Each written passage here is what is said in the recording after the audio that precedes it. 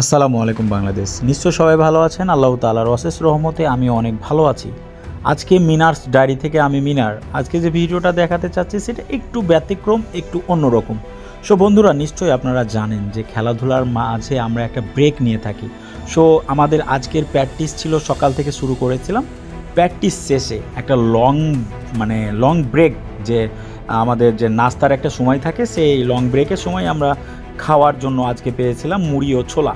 তো আমরা ব্যাটালিয়ন চাকরিরত সকল সৈনিক বা সিপাহী যারা কর্মরত আছি একটা জবে, তারা কিন্তু শৃঙ্খলার মধ্যে যে কাজটাই করি শৃঙ্খলার মধ্যে।